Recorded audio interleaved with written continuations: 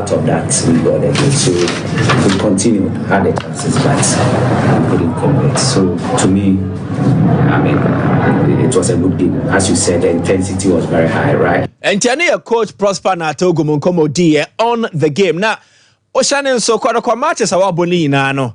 Osha one goal. Last week, ewo Boase, coach ka say the team no issues with finishing obehwe. So mo betimi improve after this game. Almost answer share one goal. Ye be sound a question. Say mo goal scoring ni issue. Nti we no ebedi kodokonya na yente na no ye. We played only 3 games. So 3 games, we've won 1, we've drawn 2. So I think it's work in progress. The boys are doing well. They should still support the team, and I'm sure going forward we'll give them what they want. Enti eno ye coach Prosper na Togo Munkomo ono so di concerning a development and also if you could come go scoring him dia ba say a work in progress. Omo begu so na omo di hudwuma hwe senyoma enso ebetimi asesa na ebesesa ensesa no sama crowd dia momo yenko abrankese na house fans no ene womo so jamaka kra omo hye proud to omo game omo ni nations enso eboy say no enye crowd dia ene se kasi mingle so crowd amon fama say no nye crowd amon yenko sama boy na yenhwe samates womo so edin kunim by 2-1 against a Vision FC. First goal no by courtesy and on goal Nes a crosser Isaac Afo Esmaye and so the bar box anymore. A Vision FC defender or connected unfortunately to the net na and more consider bomb babeti or mocano. Emani 1-1 near him say game the baby 1-1. Yeah, Baba Ponano and a free kick be a buyer. Samates a taking advantage. Na a free kicker and no on the right side of Samates attack no omutu cross ni bemusa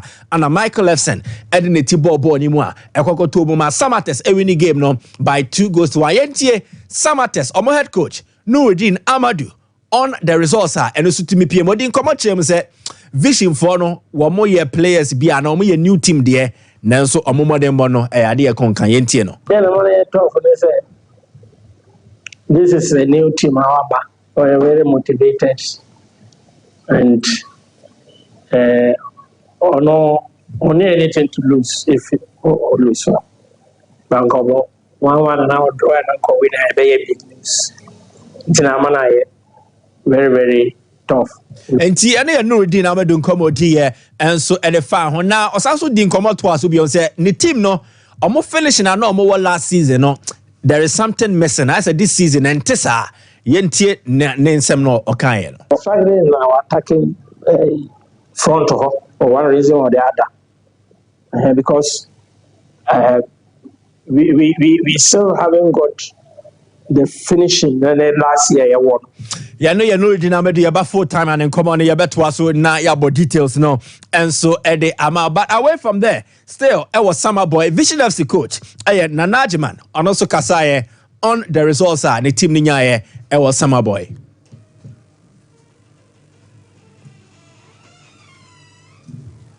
I don't know something.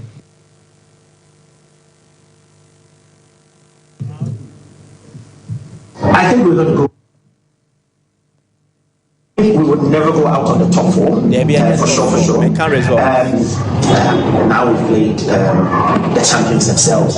I think that my boys have now realized that Premier League as much as we came in. I think that once the whistle goes, we'll be football. It's 11v11. It depends on your tactical play. It depends on your discipline. One of the indisciplines is what we consider from. So going back, I think we're going to work hardly on the mentality of our. And Tiania Nanajiman so come on to the chem say results no send this year by na say omulusu focus in the closing stages of the game and no enso ene di omunya amanyoma ankoya mo mediama e 100% record omko eye eyinase enzema ekwa share eye Holy Stars Baseke by 2-1. Kamara Dini Momodu mama in the picture no in the last 2 away games mediama abo wa bought back-to-back goals. Omoko Legon Cities okwashe baako and omoko Holy Stars so Kamara Dini Mamadou onoso ashe baako ope one of the hottest right backs ewo ye game nim sisi ya Abrante onoso eka ho bi oboa ema nyoma konkan de ma media ma dia osi Taylor enso she goals ni mo baako yentie media ma coach Nibosa Kapo after the game in Komodie on the result. Yeah, first I want to tell to my players congratulations for serious effort and serious desire on the field. Really, I'm sure we deserve this victory. Also, congrats for all our supporters who came here and gave us support. This is also very important for us. Entiano your coach Nibosa Kapon Komodi dear we see Taylor and so the incommode for gamer or no ebe PM no oshe go na the go no say no see ekasa de found. Na ya me there seriously because me catch me won say ha maba no at least higher my home ground some ball happy it me say ha maba no say the first one me team then enya go e wa that thing say from last week to train here seriousness a wom and like motivational the free and paying for I think say no boy might me then e ma me dem home team shege any idea we see Taylor former Ghana Premier League top scorer ono ebone board ma mediama oshe go e wo enzeme nyina say ana okasa enso e de afa ho away from there yanko to other results e adea bibia ni go star say to kwan eko pando omone out of line say kwetipenko obi antimi ahye ne nyonko na eno na Emmanuel Kobi. The last 3 games our ball Eddie Etia a Heart of Lions. There's a goalkeeper no we keep it clean sheet in all the 3 games. Into way no or body home the empire. So on the Heart of Lions say she adia obe keep it clean sheet. Enti kudos to Emmanuel Kobi goalkeeper and so Edema Bibiani Gold Stars. After the game, coach Frimpong Mansu din komo Elefa resourcer omoko kunyawa we no yentieno. I think it was a very good result for us. Looking at the circumstances. At home, they want to make sure they will win their own games, not by foul means. I don't mean that. But then we were more determined. You know, we came here last season to also pick a point. So we decided to either try to win maximum or at least we should go home with them. And tell your coach from Paul Manson come on to after so Omokonya away draw 0-0 against a Pando Heart of Lions. Mama had the 4 results in the Naya Mobo so fancy aba ye kwama ne enchebia de opeso ye no menye sure say ende so obetimi aye Summer Test 2 Vision FC 1 Lagos City set nefie omudi ncho to Karela by 2-0 and a Heart of Lions a Gold Star 0-0 na Young Apostles say we need 3-2 against Adriana FC and a Baseke Holy Stars 1 Mediama 2 and a Bechem ensu we need a 0-0 against Dreams FC Koroko away at Brekum Chelsea almost ebo 1-1 and a Nations FC 0 and a Hearts of Oak and so 0 fancy aye crado ye kwama na ne ni akohwe de cross wo ho bibia boko. Oh, nyame adum divine selection. Is everything okay? Me ho ye pa na onso e. Oh, Chelsea we need as I'm good. Oh, Chelsea nyafa we need am good. Matu asepa. Yeah, cross we eche we need na. Monday nyame nton super ngo obi adwumadie so mo bia adwumadie bia. Odi bia anye kama ono bia kuma so ade man because we are say the mic. Am sade ba ko ha adwen ye pa na so be sere no wadi. Yeah. I want to say basics. I don't pay me bana me monitor some prayer we be na preach. Young call. Bu on man. Ya de be full. Yeah. And I diagnose na ya kan bo mo. And so one maybe obi driver call obi and joanna so be obo so be. So flashy cars so menya nka me nipa so me. Unim da underline issues. Very okay. Onya hwehwe nye. But no conditions. Ya de no so nipa ne boss no. Enye ya de nketo. Preach. Mike, preach. Say say hey, hello, Gaon. Yakopon ni Saturday election. Hey, oh, food. Hey, now sanka me cash out Saturday. My am so ding. Ade. Canopy anka moke to cultural center. Koko fa num kro for ne buy. Mami o day nanka bia. O mama be back o. Obani na o to numo. Sharu ko o was video na. Aha me ba cho pia me tu. Why le be atum? Me metimi aba de so we say so me ye. Why le be atum? Fancy me say. Se Tottenham go wa man you are. Monday me ba. Metonyo mo show no so sa nam the analysis na maso yako. Hey. What's say? Se Tottenham. Eko kwa man you Trafford that Monday no me ba na obi mic ne mamia. Num to onko ene se that lumba na mato that lumba sa dia akosi. Hey, okay. You say Texaman Pro, and I'm a boy. Nanu ye, what I would jejere. And what I would do about show an hour. Ose, oh, boss of salary better because I did not know when they China to no number one. Ose, And I'm a catcher. Say, I have a problem with my voice. So me answer my voice crazy. I'm a force the issue. To understand, me pressure on my voice. So the voice is no voice. And I was saying, so the song is not singing. And we post. Nipa say nanka. Obenya nanka about 5:55 a.m. Nipa nyo. Nanka Kenya sports. Yes, my hand Kenya sports on 7 to 12 p.m. Memma me say 2 hours. Na memma 4 hours.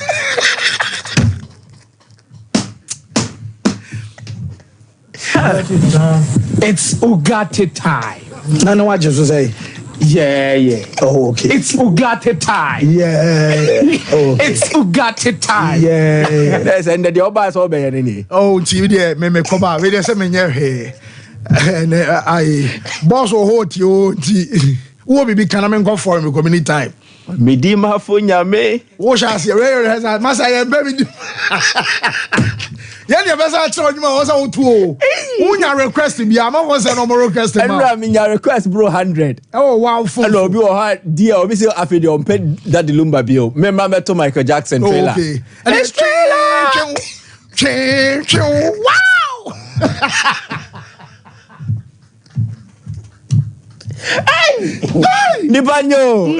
Yankwe, Yankwe. Would you say I don't want to do? What's happening here? Whoa, yeah, the stories name my yet for an annual pay life for sure. No, so my man Fanto when him say weekend a chum matches out of Barcelona, a Cobasa Barca game at Barcelona. Bueno, yet he counts and signs and some one so back here. And your last 2 weeks, and I'm a back control some many channel and some other so man Quadana fan sell Lami Jamal and so arrested him on Sagamoko Bueno, Wamalami Yamal Esther, Tinamum weekend game and Uchaman, yet say many Jan fan flick and so an address say one of Quadana fan say Yamal and some Ajana home to a game at Barcelona, woman start Yakuran Emma Uram El Pamplona or Sasuna Esha Makuma and some Emma Barca Timino, woman some Acha Kanumia Adiba couldn't say what kind of Aquarana Pranisa Brian Zaragoza maybe a term now a Bola League Garamotona Amanako Bamunchin buying fun of the Aquarana Aloni Bobokua Yafano so Sasuna last 2 seasons no one of Mashaku and Asa last season was shall go to Barcelona Emma Chasnano Saturday one of some Massa to Asunya go and some Maritia Barca our brand new game and no and some about Safta Koba say Barca Aquare Elusu Fortuno many Janis say or Didier Basana Jono Nanka Barca bet me win Amaya ye one best say your back can seminar about Crackabas I and there be a well losing to there be or no and some excuses and ya didn't you know what Didier Basa game at Barca so Pobi and some other Sobo at Jabono who Pobi some ablemina Yafa Soboni in a Mbonu coach na Yafana Saflek or no enema Barca and some Alizu Omogami Yin some coach Yafana Saflek and some other man central for. It was not our best match today. So in the first half, I think we made a lot of mistakes. So it's not normal usually that we play like this. But at the end, we had a lot of changes in the team. You know, this is maybe one reason for that. And if you want to blame someone for this defeat, and take me. It's. Yes, and no, I am some manager fantasy and say flake and I'll tell ya Denny accepts Emma yet for an annual pay and some our show no so mammy goalkeeper na ya fantasy Vujash Jasini okay sir I last week in number control samete sir and that Monday and all real fantasy Jasini and some medical need ya was burning in ano and no some bet me about some no casano pay and way and some your moment goalkeeper ya fantasy Jasini ababe drew a Malaga no when I just on route to Barcelona and to a Roma airport tower Bracodano and some Ababa signing contract Tamabokua. Yafan Sano I Barcelona Shakabanya video no and some Amene Yashafoni at Tiofabo Sorano, woman on the phone at Tarina Soho, Archers and Central for Bissans opening Matio. Now I know but to the Oya one few beer and I just a Justini and some Roma our just airport Tonoma were connected at your film Malaga at the Abacrona and no aye Barcelona ntiano pay the medical eba so Matisa Basa for say onye ntam no mra because o man sign goalkeeper no mo be na Iñaki Peña wa be wie na chese boss team no enso man so akwa kwache e dia maboboku na ni nyina no aye update eba ho nsam no ye de ema ye te for Real Madrid derby enso aba so eno wa prekoba sa Real Madrid akwa we wo mo so about first goal o mo de go na ma akwata na ye fa no say ede Militao ebiem enso aye ehu Korea ono and a restore priority Emma game no and some oko 1-1 90+9 and a Marcos Llorente and some oko the red card and no game and one and also about some goalkeeper na you found Jean Oblak after N1 game Jean Oblak akasa was say one kasa na ninje na onya happy esansenwa nanka Atletico ewini game no amani ye na deba kwa na ha dwene say asa ball omo bonu nyina no asa omo basa Madrid edi kan go ansana womo are reacting to one the end after the game no na ni shira anyi se eno Atletico enya draw yenche goalkeeper ye fan Jean Oblak there was I think we start to play because in the second half I don't know what we was waiting that they score and then with 1-0 down dressing room we wake up and we start to play better in the end we score but honestly I'm not happy with the result. I would like na chese onye happy eno air results at chese no and also about so wa winya chance I monitor Enra Madrid derby I was Civitas Metropolitan no and chomuni ni unim se no referee no and some stop game ama moko dressing room ama chese de minya no se na Enra no aye 20 or more minutes and about idea can say be a suspension no and no some about Enra na ni nyina no say supporters Adam Atletico Madrid wo mo so to no ma de bura kwadan na ye fa no se tibu kwoto no nyina no ye se bibi and some anko kan papa no waje so anya de aha fa so so ma me na jemi nyina no say wo mo say enro aya branta man se tibu kwoto a wo mo hye goal no shark ma me time branta man se Militao hye goal kwoto ne wo mo say or celebrate at Atletico Madrid baby all dress no etena ho ana na onua directing the celebration e de kono mo say sa ene so mo je na de be yo dia ebi to like ebi to just a politan baga wo ma chechiri nsuo ene can drinks e wom and some other bruno no and I catch a reference and you must say na cost no onye save on to me cause no post anymore etina I was a game no wo mo some suspend sending nyina no say one so say enra before the game supporters aba stadium no mo some chante aye tibu kotoa die it is any mo bona wuto e wa bro onya nwuye dia na so ro some ahye goal was kwambia so no wo twen ensom na de gumo so sane man nyina no ensom akos enra onim say enwa security aye tight na so nyina chi dia men say kanom and it's nipa na yeso to lighter one say nya chance at the second eba aye chance stadium shaka benya second na me anu nie apart from second no jeminya no say Mike omo say anu etuo esen rua Civitas Metropolitano et anu time ba sam amama players no me no anasa fanu no call local room no report to mensa kan stadium announce amama ne announce say wa wo do ba eba say bia oye papa anasa bia oye mame awo no ba and the bar stadium no and kwada ne ma wo fo nyina mo mpian kofie wo mo ampansa bia because enu game no na aye high risk into mo announcement say wo do ba eba ya ne akwada ne kofie boko enti no time ba suspension ba mo no wo ko outside aye stadium na cheso obi won mo ne ba bia mame bi ne ba papa bi and ne ba o mo nyina so asikwan so a wo mo so ko ama chesa announcement ne nyina no eno so ba so enu na jeminya no sa bronte na ya fa say cookie was it sabi any power dam and the supporters it way she see no mo buafuna amo tonu maba na sa opuso nunu ma beta ne kankan and say wo hye ni pana pam hufo a aye den and bema de obeto enti na moment bi abeya ade bi na ahye ebia ni pa bi abufuo no hwe ni mu say ade kan say reaction ebeba or condemn ni o ma cause na mo no ofu san ni o ma cause entwaye ama German side kan say Atletico Madrid wo mo some statement aba mo say one wo mo condemn Manioma, and on some course, and I'm only police one, and some Nagusu, yes, said a bear. One was wet me only Papone for Enra. One was some Ayasanium and some no report to me on stadium closure, and I partial, not just a baby Enra.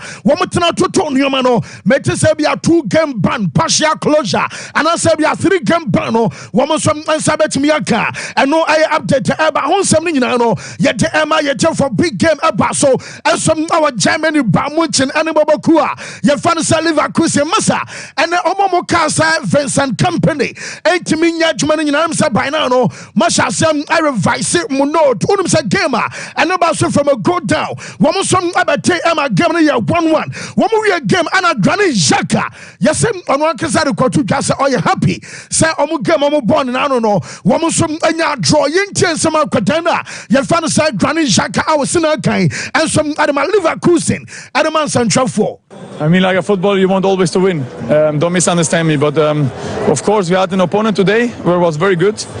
But after so many goals we conceded last week and all this season, our objective today was to be defensive, very strong, to have the discipline to work hard. Yes, not just I know I am some branch of granite. I don't know. Now I want to say my couldn't say for the first time Zabia Alonso to Kotu Casa Leverkusen. I lucky. Now say hey from last season one can be that. Now so ultimate manager no Constantine clearly say Leverkusen and some I lucky Bamuchim Popona Papa. I want to say my company Vincent Company. I say last season now Leverkusen and at the best team. Way I target Adama Bamunchin our braho and we heard him say Bobo Kwefanisa Bamunchin Fono and some bet me a drew after the game of Urano and so a Kasai. Have a good game. No, it felt like we did what we have to do to win a top game. They can't always go your way, but I think this is as close as it could get against a strong Leverkusen team for us to actually have a good game. And then in the end, you know, if you hit the crossbar and the post and then a couple of big chances, you don't score them. Against these type of teams, you know, it's always difficult. But in the end...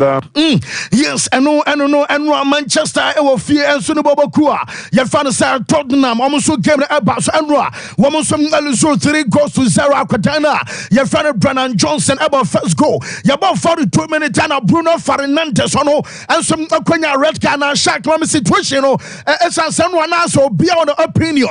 A bit person on the 9 echo. So not just a high tackling. A bit so basa. We and just a dear was a referee. And some Amakwana red. And so our home tenura. They're telling you say your guess is as good as mine. And we're later the red card, you know. Dijan Kolizowski about second goal. I'm a Dominic Solanke and so Shadia Toso. And me and Saonim said the last timer about Manchester United. One more time of you. I lose 2 matches at once. So Nina Oman Shako 10 years ago. And also I'm a Pamu coach, you know. Now the last time my youth fell 3-0. I'm a Liverpool. And Roma fell 3-0. I'm a Tottenham. Nimion, you know, so Oman Shako. And you'll be at Ten Hag, Ebe stay. And I said Ten Hag, Ebe call. I tell you, I say coach now. You found an Ange Postecoglou manager. I'm a Tottenham. One of them are buying, you know. No one to me, Kwawe, Yakasabi the Big Six. The Big Six, our Premier League, no one Kwawe and Kwasha Obia. And for the first time, Wakwawe, I'm at the Big Six. And some our Premier League, no I had a Tottenham, I'm a manager, and some Akonya win our way. I just am not Tottenham supporters and Numa. No more 2 hours stadium or Trafford and say, you are getting sacked in the morning. You are getting sacked in the morning. I just am pay. One more GDS at Ten Hag and Manchester and Party for and some Abajano. And after the game, Ten Hag say, Muntimin consider Gobi to say, woman, I am Van de Ven for ball 3.5. And Romo see no pay. Oh, Darby. Newcastle Manchester consider Gobi to say, Yankees United coach Eric Ten Hag. It's clear and obvious that we are very disappointed when you concede again a goal like this. It shouldn't happen, and especially when you address it so loud and clear Yes, I know I am many Jana and then Obama Michael Adane selling Dion Anafe Mami Ode and so I was shown so Anna Chess at the home seminar, you know, Banako Pama Diamasa. Oh, Yabra Prayo 2 seasons ago, Yabro, Modia Mocha from Mubuna Yamusu, Mamma many Jalfan San Maresca, Ko Pama Ripine, Na Sanchez Mo Botcha, you could give it. Yeah, Bobo Panas Rugam, a credit supporters over to you. That's what I'm watching. I don't know. Many Janison Kopama, what Bonabaso. For sure, when he scored 4 goals, but I just said to Cole, he scored 4, he could score 2-3 more. So it's good that he continued to be hungry, ambitious, and I know Cole from many years ago. I had him already one entire season with under 23 at City, and then with the first team. The best thing he has is that in the way he is today as a boy, he was. Yes. I am saving energy for 9:30. You better sound by Chibiana. Some be fine. Oh, yeah. I am Julia, my Bill, Yankasapi. Well, Menkofa, no Crawford and Melawana. And I can get when I'm you. There will be no night. I my studio.